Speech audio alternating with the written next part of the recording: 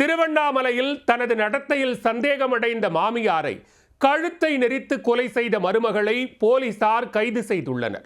இயற்கை மரணம் என நாடகமாடியவர் உடற்கூராய்வு மூலம் சிக்கியது எப்படி? திருவண்ணாமலை மாவட்டம் ஆரணி அடுத்த கண்ணமங்கலம் அருகே காலசமுத்திரம் பகுதியைச் சேர்ந்த தம்பதி ராமன் கோவிந்தம்மாள். இந்த தம்பதிக்கு சீராளன் என்ற மகனும் 2 மகள்களும் இருக்கின்றனர். இதில் இராணுவத்தில் பணியாற்றி வரும் சீராளனுக்கு கடந்த 5 ஆண்டுகளுக்கு முன்பு தேவிகலா என்பவருடன் திருமணம் நடைபெற்றுள்ளது. இவர்களுக்கு ஒரு மகள் மற்றும் ஒரு மகன் உள்ளனர்.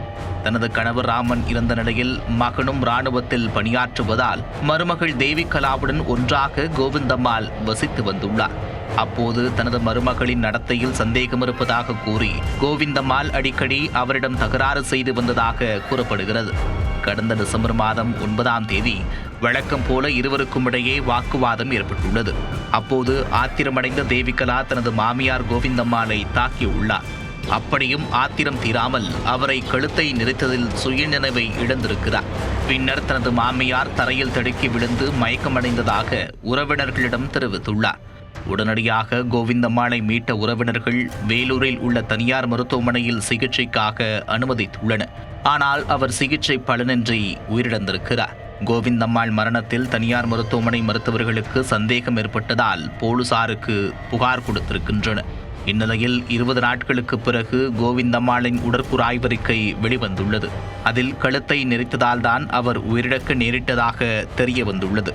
இதனையடுத்து கண்ணமங்கலம் போலீசார் வழக்கு பதிவு செய்து 24 வயதான மருமகள் தேவிகலாவை அழைத்து விசாரித்தனர். அதில் தனது நடத்தையில் சந்தேகப்பட்டு தொடர்ந்து தகராறு செய்ததால் ஆத்திரத்தில் மாமியாரை கொலை செய்ததை ஒப்புக்கொண்டுள்ளார். அதன் பேரில் கொலை வழக்காக பதிவு செய்த போலீசார் தேவிகலாவை போடூர் நீதிமன்ற நீதிபதி முன்னிலையில் ஆஜர்படுத்தி வேலூர் மத்திய சிறையில் அடைத்தனர். தனது நடத்தையில் சந்தேகப்பட்ட மாமியாரை கழுத்தை நெரித்து மருமகள் கொலை செய்த சம்பவம் ஆரணி பகுதியில் பேரதிர்ச்சியை ஏற்படுத்தியுள்ளது.